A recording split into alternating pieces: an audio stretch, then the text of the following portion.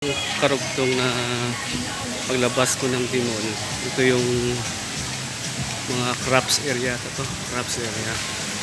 Dito ka makabili ng yan, mga t-shirt. Ito mga keychain. Yan. Yan. Tapos ito yung hotel. Pilis rin. 5-star yata ito. Pilis Hotel. Mo okay no. Ito yung fountain no. Fountain sila doon. Fountain. Yan, mataas ang loob mo. Malaki yan.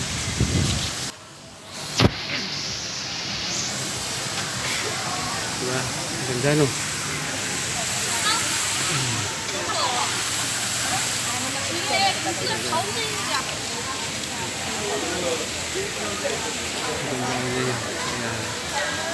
Ito yung I love barbecue. Maraming kumakain dyan.